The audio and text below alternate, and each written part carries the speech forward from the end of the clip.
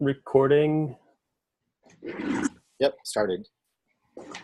Thanks. Hello, everybody, and welcome to this week's or this bi-weekly OpenWhisk Tech Interchange meeting. So I think first we want to do a round of introductions, and taking from Marcus's approach last time, let's maybe skip over some usual suspects, but I can go through the list of participants here. So let's see, I think me and there's another one of my colleagues from Adobe here, Esteban. Do you want to introduce yourself? Yeah, so hey everybody, I'm Esteban. So I'm working right now with Tyson in Adobe. I'm a Adobe intern. Yeah, so I'm working with him on a OpenWhisk project here in Adobe. All right. So we've got Matt and Rob and James and Lorna and Marcus and Roderick from IBM, right? I'm not IBM. I'm sorry? I'm not IBM. Oh, okay. Sorry. Very much independent. Okay. Excellent. And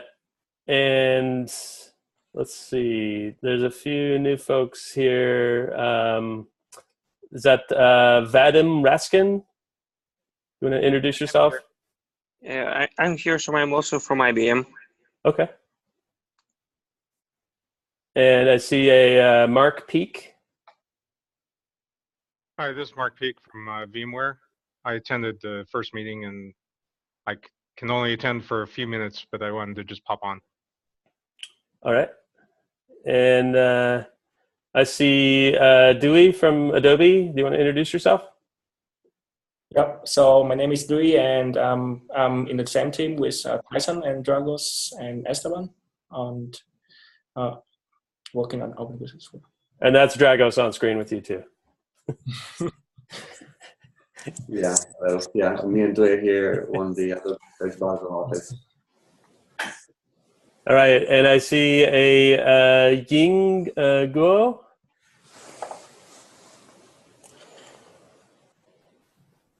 Do you want to introduce yourself?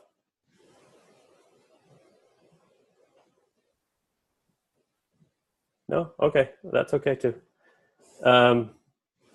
So getting started, does anybody else want to chime in with introductions, or?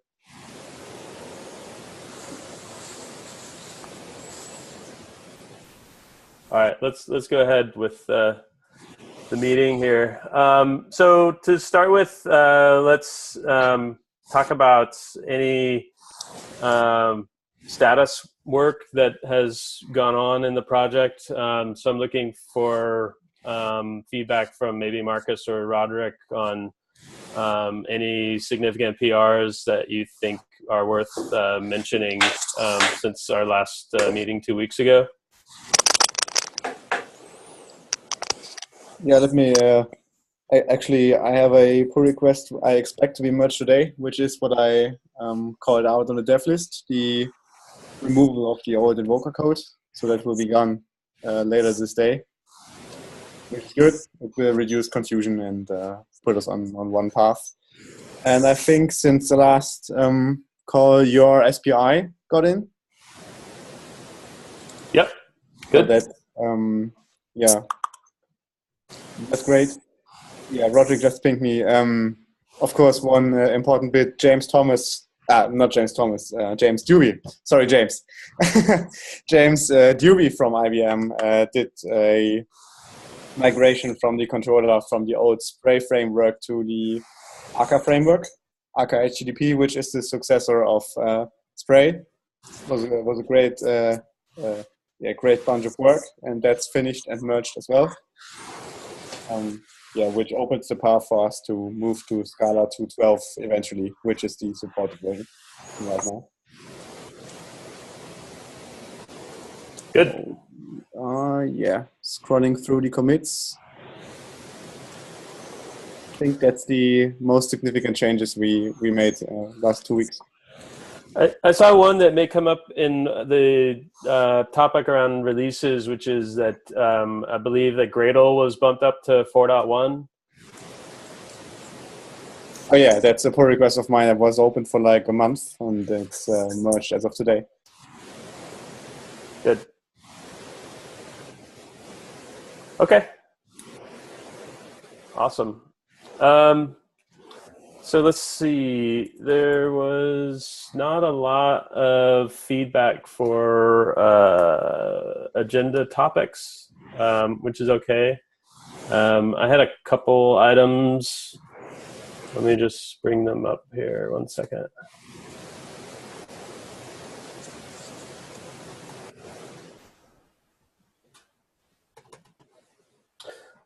So releases. I believe Dewey, did you want to talk a little bit about releases? Right. Okay. Thanks, Tyson. Since for a while, I started looking into how we can manage releases for OpenWhisk in general, because we found that with the releases, it's actually not easy to manage deployments. So I have started gathering some ideas on Wiki, and I think firstly I will send out some notes in the mailing list so that everyone can comment on it. But the idea is that we just stick on what we have right now. Like we have issues in GitHub, and so we just add like versions with milestone, and then we release from there, and tag releases to Docker Hub, like what we already have, like the early version of Catalyst, like using the Git commit, and now we just kind of take a step further from that to like put some versions into the Docker images. Sorry, your audio is breaking up a little bit. Can you say that last part again?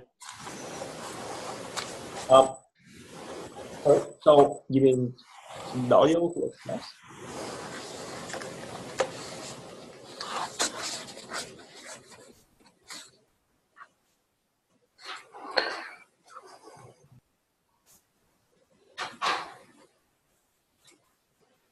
Yeah. So can you maybe summarize real quickly? There was some noise like we're picking up on your audio.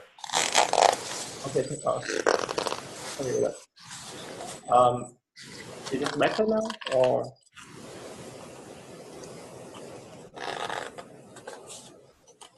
is the audio getting better now? I can't tell. You have to keep talking. Oh, okay, right. So basically, with the release, I think firstly I'd like to like stick to what we have right now in OpenWhisk. So we so far use GitHub like issues to keep track of issues, and maybe with releases we would start to create milestone on top of GitHub, so that we have something to tag at the end of the release, and then we put the versions into the Docker images that Catalog already worked on so far with Git commit, and now we just take a step further on that one to tag the Docker's image with release versions. So that would be the first step towards the release that I was thinking about. Okay. And do you have a summary of this? Right. Yeah. So I think I will send out probably in the chat as well. I will send out the first note that I put in for the release. So it's in the Apache wiki. So probably you can follow up later. Awesome. Okay. Thanks.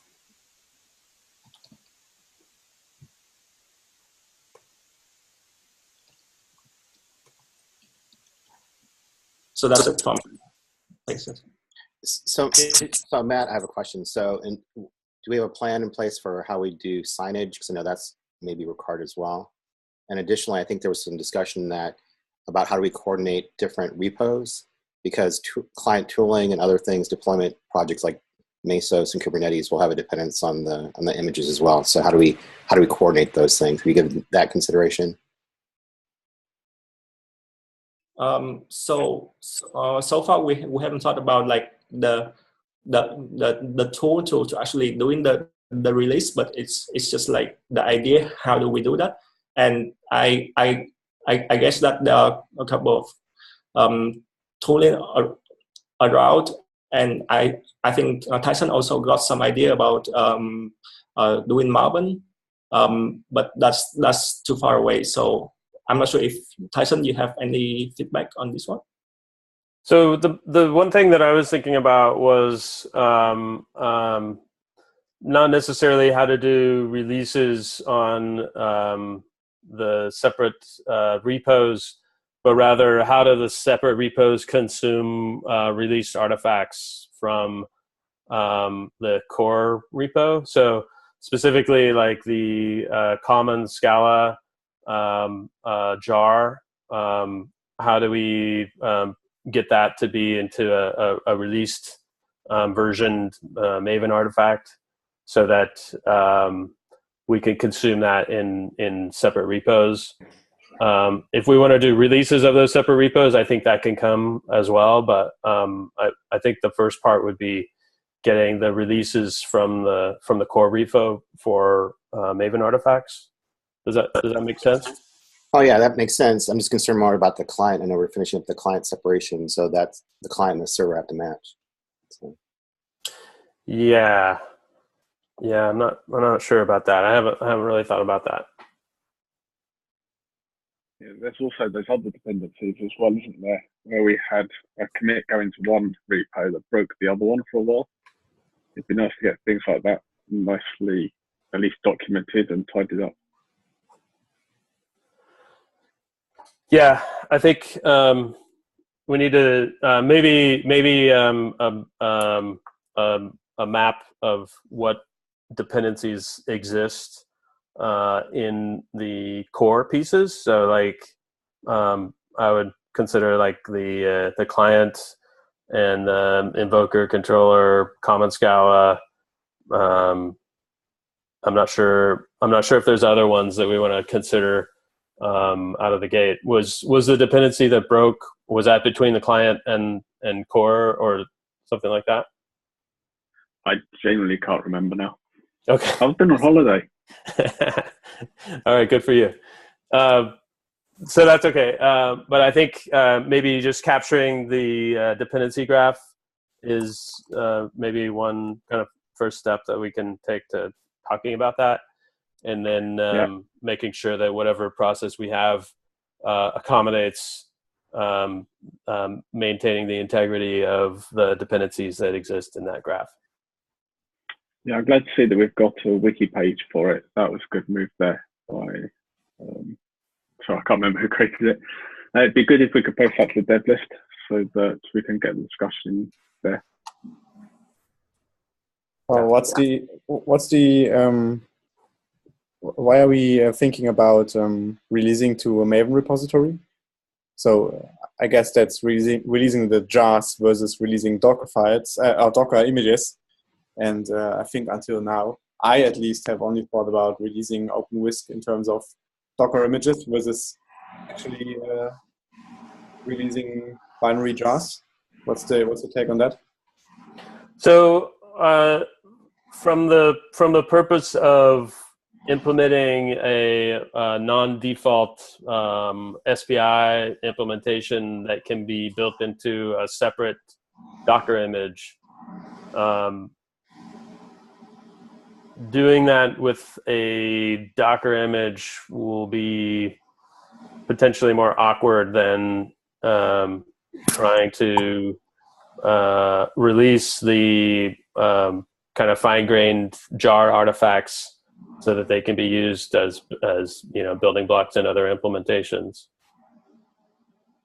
So For example, one of the things that I know the Kubernetes workers have talked about, and the same for Mesos, is having a SPI for a container factory. And the implication for building an alternate implementation of a container factory is that you have a interface that you're building to, and that exists as a jar somewhere. Now, you could argue that you could extract that from the Docker image in order to build locally and create your implementation, but I think the conventional approach of the interface is released as part of a jar and then consumed by your separate repo would be a little bit easier to swallow. Yeah, that certainly makes sense. I guess we have slightly different points of views on the on what how we should approach the SPI thing. So maybe we should clear that up first. I wanted to raise that today in the call anyway, so I think it's a valid point. I think we need to have we need to be a little bit cautious about having lots and lots of custom SPIs flying around in different deployments everywhere, because I would hope, or at least let's say I would expect, or at least hope, that eventually they get contributed back to the core. So my first inclination of your SPI approach was that we have configurable classes, which we have now, which is great. I'd just like to be a bit cautious about driving that plugin system to its maximum and have different pieces flying around everywhere. Does it make any sense, what I'm saying? I think so. There's having different pieces, and then there's having different pieces in different repos. So once you have the separation by repo, then there's this complication of managing the dependency graph in between repos, which I hope would be as small as possible. But if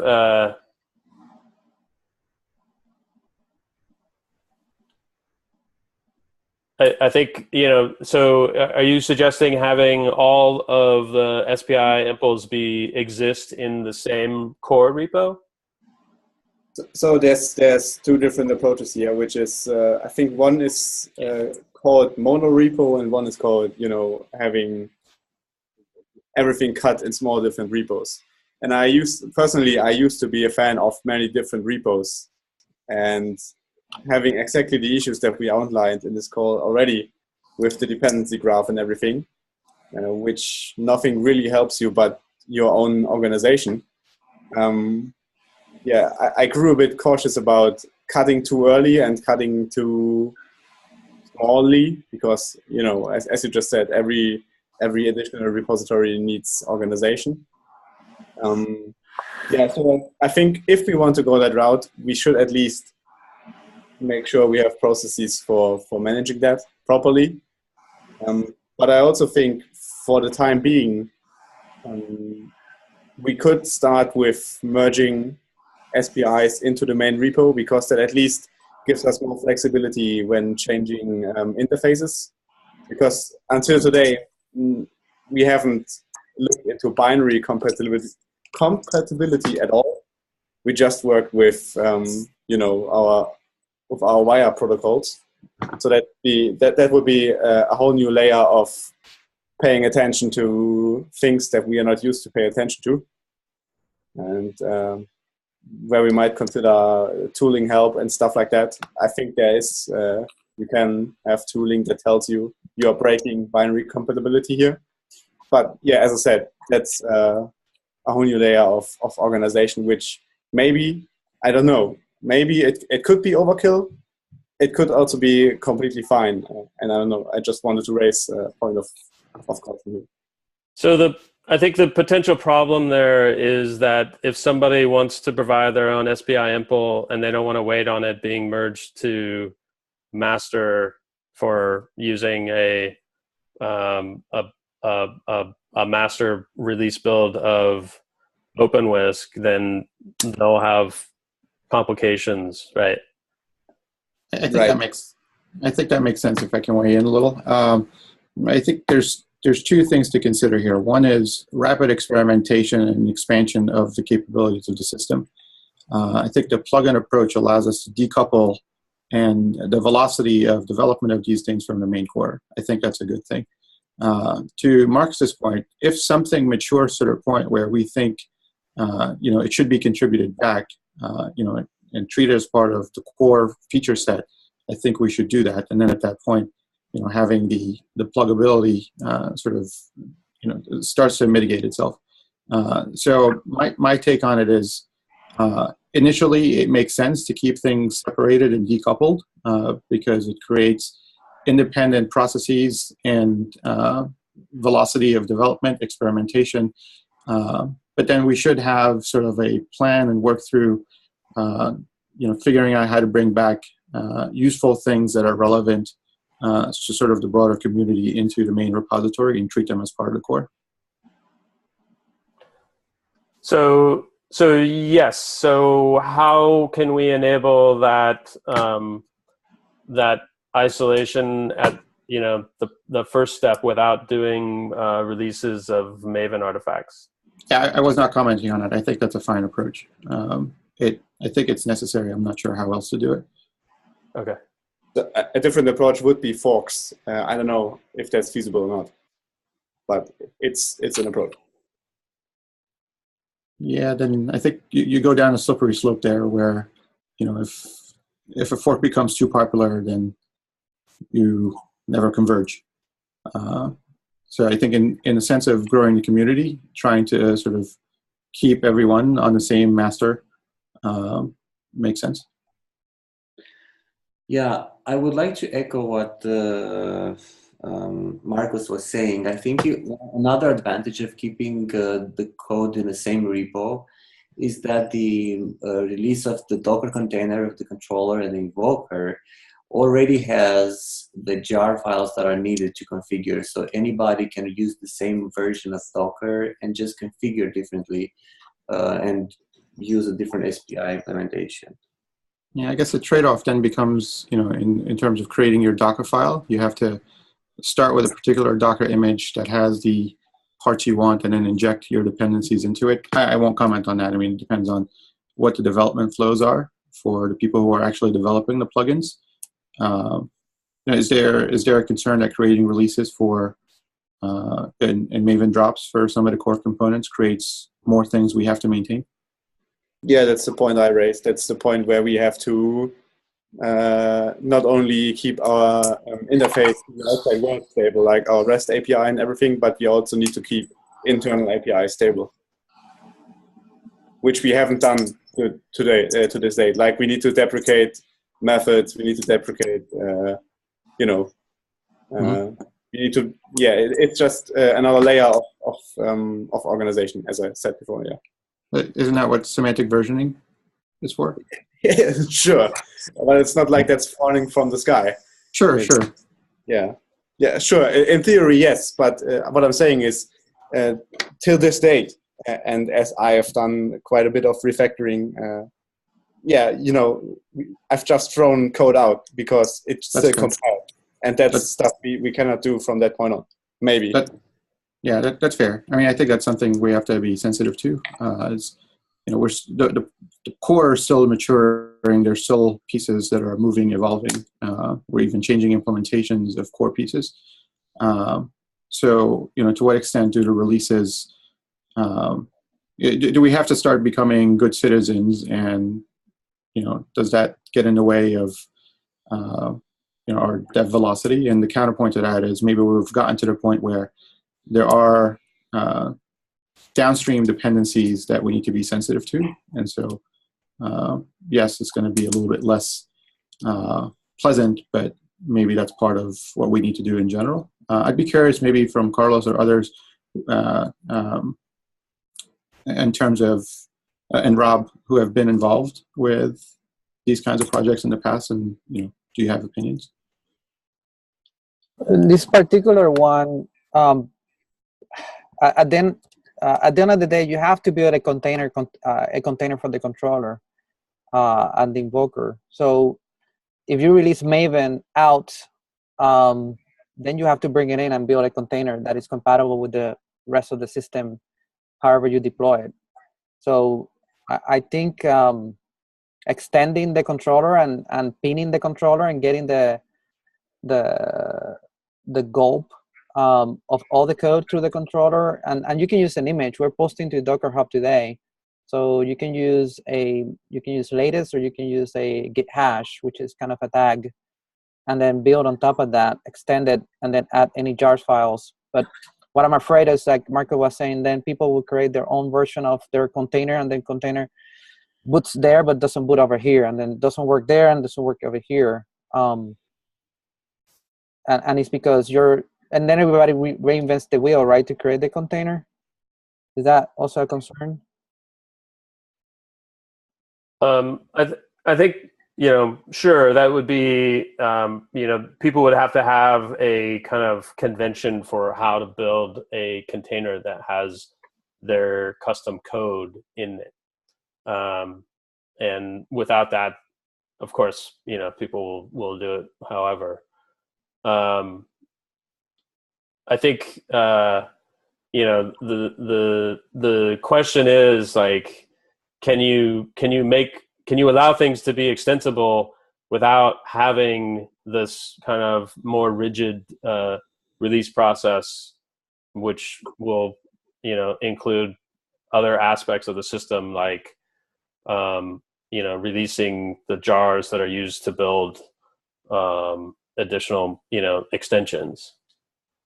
And unless those extensions can be developed openly inside of OpenWhisk core, then it will be a problem. But as Roderick pointed out, you can't easily do that without having a million forks, one per extension. Yeah, that makes sense. Maybe we can tune the dependence maybe a bit. Like, we could maybe start with, like, for the current SPIs, we could maybe live with just releasing a jar of the interfaces or something like that. Like, so we have a smallish release. Maybe see how far that gets us. Yeah, I think maybe I don't know how that thread will pull through the code, but we can try that to, like, move the SPIs into a separate package that's parallel to common, and release that as a jar. Yeah, and the second thing I can think of are the entities, like the schema of the entities and the schema of the via protocol messages. I think that those are the important bits. Yeah. That would maybe enable us. So what I'm saying is, we should, and this is directly related to my concerns before, is we should keep the surface of our interfaces as small as possible. So we should be careful which interfaces we release as, okay, this is your extension point, and you can count on this being compatible from now on, versus releasing everything, and which is just not possible to keep stable over time. So it's a matter of internal versus external interfaces. How much of this, I mean, we have to do anyway for Apache graduation, don't we? At some point, we do have to make a release. Is this setting us on a path of, starting to get getting the framework in place and getting in the practice of doing releases? I don't think it's directly related to releases of OpenWhisk as a whole. Like, OpenWhisk as a whole, we can release as a Git tag or a set of Docker images, and this is kind of a sub-release of those. But is that an Apache release, though? or what are the parameters for an official Apache release?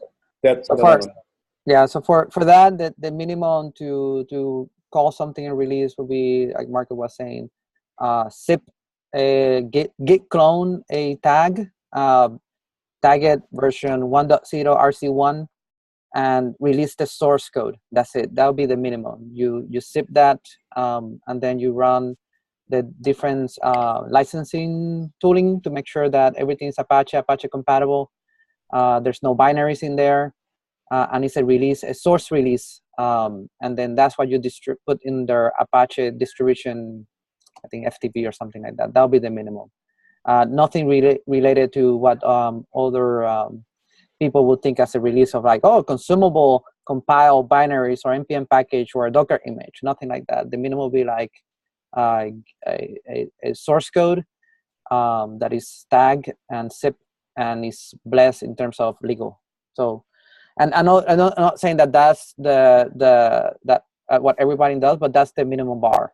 And then you bump from there. You're saying, okay, we also want to release binary assets, and that'll be a orthogonal conversation on, but they're not official per se. They're convenient binaries, and those ones have a lot of headaches in getting through and approve and all those things. But the source one is easy one, and I think other Apache projects do Maven releases or Gradle or like binary convenient releases, so we can find out what is the process to push those. Is that something that can be supported today? Can we push something that is with a hash, or that has to be a version number push into these Maven Gradle repositories? From the point of view of building extensions, I think the only thing that's going to be convenient is pushing to a Maven repository, the binary jar. Of course, it's possible to push the source code and then have people download that, build it locally, and build their extension that way. But I think that was what Carlos was saying. I think we're on the same page with regards to the binaries. Yeah. Okay. And I think we kind of reached consensus that this is the only way. As you said, forks is going to be a mess. So let's discard that. I think it's just a matter of defining the public interface and then just do it. I think that's the only thing we need to be aware of, that we are releasing a public interface now, which people count on. So we need to keep it stable, and we need to reflect that somehow the best thing would be if tooling would help and tell you are breaking a public interface. You need to bump the number. You need to do a major version bump or something. That would be great. Yeah, I think we're conflating two things here. Yeah. I think we're conflating two things here if we're not careful. Firstly, there's a concept of what release is. Version 1, version 2, 1.1, etc. And then there's what do we consider a stable API for any given piece of the source code, or any given piece of the API external HTTP stuff. Mm-hmm. What I'm hearing about what you're discussing about the binary stuff is more trying to work out what do we consider safe to call stable enough to let other people use it as an integration point. Ideally, we would like to, as you say, make it as small as possible and then grow it. I don't know enough about what we're putting in these jars, but ideally we would pick the smallest amount we think is possibly stable and start there, and then add bits to it, rather than try to say everything is now a public interface that we can extend against. So maybe some sort of starting point would be to list where are the extension points, which bits of the code need to be stable in order to call this bit a extension point. And then look at, are we likely to be refactoring that side of things? Things we've literally just refactored are probably good candidates to be looking to stabilize, rather than things that we know we've got to refactor and redo. So maybe look at those ones first. Is there a convention in terms of packaging these things, that we create a top level I don't know, common.api and then dot. That's where the things we start moving into as interfaces. Because I think right now it's sitting in core, and there's things in core that we may not want to be interfaces, public interfaces. Right. Yeah, that's where we start building the artifact that Tyson was referring to. Yeah. That's the artifact that people pull down to write their extensions against, and I think that's I think I would start with working out what are the extensions people are trying to write, and then working out what APIs are needed given those use cases. Yeah, that's true. That would define the minimum, right? What would be the minimum to expose as stable so you can build a the extension. Yeah, I mean, Tyson already started that with the artifact store provider, the messaging provider. Those are definitely two interfaces we need to expose. Same with the load balancer interface that you're doing right now. And then I guess we need to look into which entities do these extension points need to work with, which I think is what I said before is the entities in our database and messages written over various messaging technologies. So that's I guess that's the surface we have today that we need to release as an interface. So this is a good segue to the next thing I had for a topic, which is some additional SPI proposals. So you mentioned load balancer. I mentioned earlier a container factory one to basically add a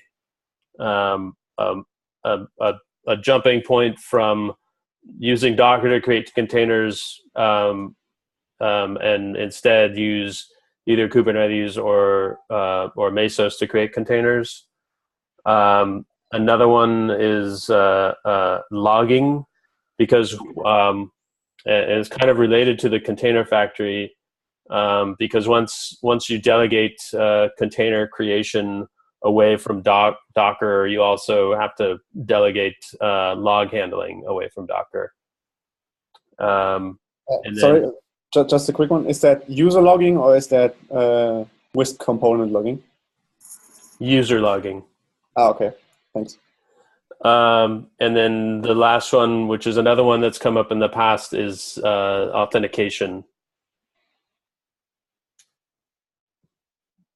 Yeah. So that was kind of my short list of interfaces that we've been thinking about as far as SPIs that would be lumped into this surface of the interface artifact. Do those make sense to people, or does anybody want to talk about those? Yeah, they make sense. One question that I have is, I assume that we're talking about creating a new module, right, in the OpenWhisk, which contains these interfaces that we can release, right? Yeah. Okay. Yeah. Yeah. I was going to ask. There's one artifact that we released that contains all of the interfaces for all SPIs, or That's it's right. Okay. And whatever we want to allow those SPIs to depend on. I think where things get a little tricky is the database entities. So, yeah, I don't know exactly what that should look like, but in some way, some of these implementations may not have entity stores on their interfaces, but they may want to depend on entities in some way. And so I think the database entities are maybe a bit of a special case. Yeah, that's where it gets tricky, because today we consider everything, we can freely add attributes to them because it's CouchDB based. So we can, as I said, freely add to the interface, but that might not translate well to how we release the the schema code-wise. Right. And yeah, that's where issues might arise, and that's why I was bringing up that point. Yeah, with regards to the interfaces that you alluded to, I think Rob's point here applies very well, in that we have existing extension points and we have existing implementations for that extension points. Let's start releasing them, and as soon as people want to write or want to plug in at some point, I think it makes most sense if we develop the plug point at that point in time, because the requirements are only obvious if you have, if you need to write against that interface. Because thinking of an interface might, be a bit weird. So I wouldn't start aggressively creating extension points, but wait for the requirement of that extension point and then develop it. Okay, so maybe it wasn't clear that we have requirements for these extension points, and maybe we need to do a better job of communicating those. So I can kind of summarize these in a wiki page, and maybe we can start a discussion that way. Yeah, because at that point we'll have two implementations, so it becomes quite easy to work it out. Yeah. Well, easier. Yeah, but I think interface-wise. So, what are you trying to what you are trying to plug into? I think that makes sense.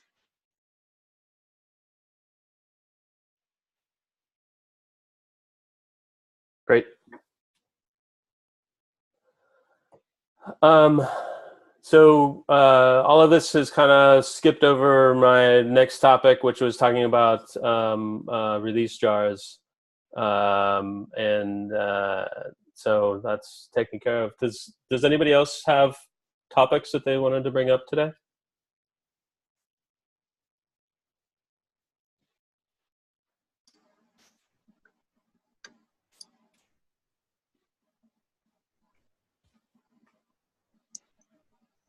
No? Going once? Going twice? Well, there was, if I can, if somebody brings a topic. I know we only have 15 minutes, but here it goes. There was a conversation at one time about concurrent activations that I don't remember if we got to an agreement there or if there is further conversations that need to happen.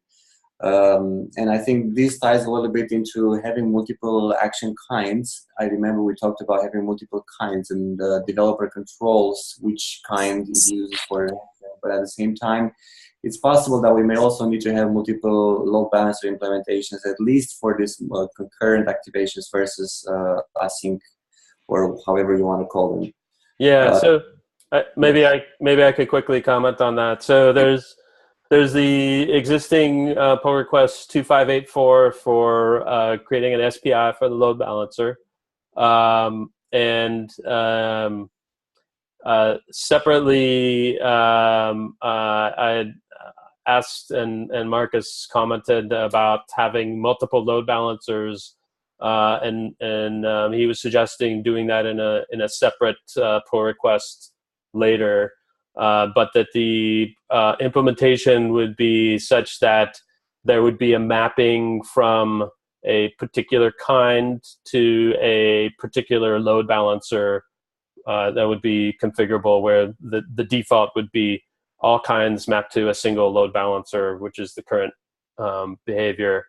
But for the purpose of supporting concurrent activation loads, that there would be a separate load balancer that would be dedicated to that, where the original load balancer could still be in place for the existing non-concurrent supporting loads. I would add to the interface though, I choose the existing publish interface to be able to choose which load balancer to get to.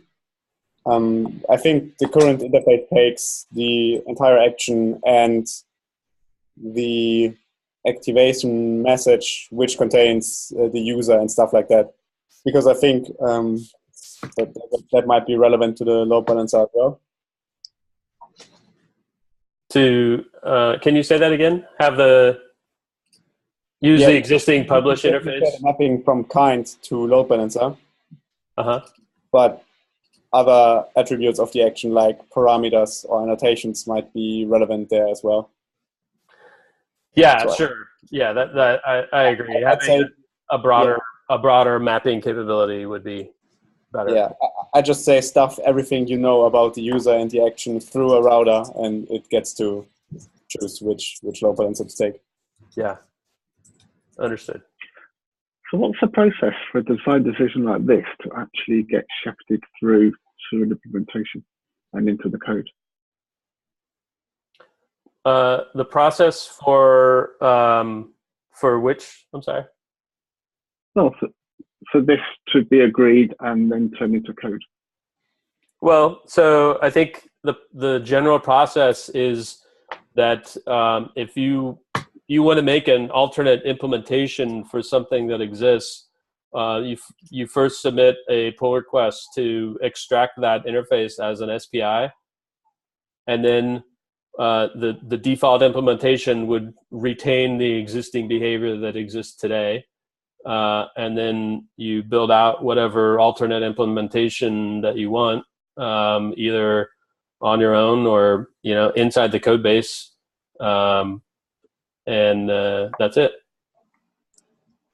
You make it sound easy. It is. This concurrent thing I'm quite interested in seeing, so I'm quite interested to see, is it actually been working on, or someone actually doing something with it? Because I saw we had a few discussions about this a while ago, and then it's all gone really quiet. What was the question? I couldn't hear your audio. Sorry. This concurrent activation thing, we had a discussion about this a month or so ago, and it came up on the mailing list. There is a wiki page about it. Yep. I don't know if the wiki page is still current or not. I was kind of interested, is someone actually working on this? Is it actually going to go somewhere? Yeah, we're working on it. I have a branch. It's actually changed. I can update the wiki page, and basically there's a few points where there are distinctions from the existing code base. So one is the container factory is using Mesos instead of Docker commands directly. Another is for concurrent activation support, where that branch currently has a mangled version of a load balancer SPI, which only supports one different implementation, which is the concurrent implementation. And the difference there is that the object, the container pool, is not an actor, it's a Java object, and it does not offer any queuing behaviors for messages that it receives, but rather it executes the HTTP request to the containers directly in a concurrent fashion. So I'll update the wiki to include the branch that's being built in, but it's still a work in progress prototype, and I'm mostly trying to surface up where are extension points that are useful to enable this without corrupting the original behavior of OpenWhisk. And I think we've come up with a few of these very specific places where it becomes very useful to say, oh, I want to use something else to operate my containers. I want to use something else to operate my logging collection and things like that. So I think we're honing in on a very specific set of APIs that will enable these different types of operations to peacefully coexist. Good. Sounds good.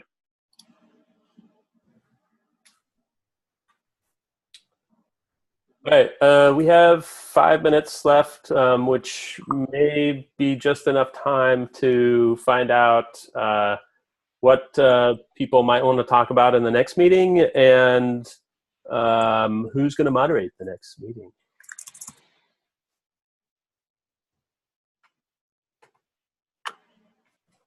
So I think, the SPI and release discussion may be a good topic to just continue on in the next meeting, and maybe we'll have it, especially if there's something new that we can share. I'm not sure if there will be, but if there is, it would be great to at least keep the conversation going.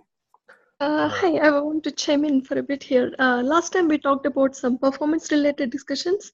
Is it going to be another Zoom meeting, or would that be discussed in the general meeting? I was wondering. I mean, what kind of frameworks we want, to measure performance, and then go from there. Try that maybe and discuss the results or something. Yeah, I think. Go ahead. Sorry.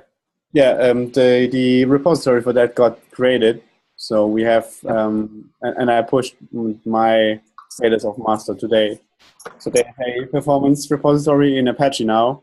Tyson, if you would open your pull request again, that'd be nice. Okay. The Gatling one. And Kavita, we can always discuss on in pull requests and or the dev list. You don't need to wait for, and should not wait for the Zoom call. If you have something, just ask and just put it on the dev list. Yeah, sure. Yeah. Yeah, I try enabling Travis for that repo. We'll see when the next activity shows up. Should run Travis.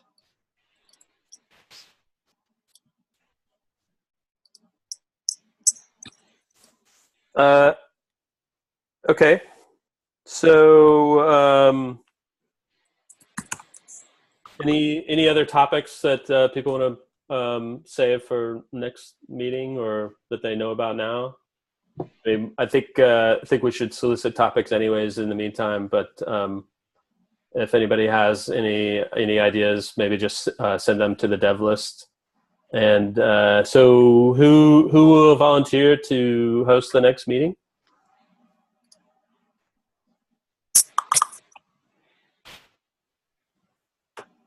Anybody? Not everyone at once. Or should we start nominating? Carlos, I nominate Carlos. Fine, I'll do the next one. All right, thank you, Carlos. Yeah, I'll do the next one. Yeah, one parting word. Some of this discussion on the plugins and the releases, I think, is really useful maybe to follow up on a dev list with. I think there was lots of good discussion here. So maybe as a follow-on to the minutes or the summary of the Zoom call, following up with 1 or 2 notes on these 2 issues, just for the broader community. Yeah, let's continue the conversation, and hopefully the next meeting will have more concrete ideas, right? After talking for a week. Yeah, yes. the dev list, posting it on the dev list should also engage our mentors, maybe, with lots of knowledge about Apache releases. Yes. Yes, I'll send a summary to the dev list and start that. And Matt, I believe you volunteered to send out minutes. Is that? Yeah, I'll post the meeting notes on the CWiki, and I'll publish the video on the YouTube channel. Thank you. Thank you very much. All right. If nobody has anything else, I think we can sign off. Good one. All right.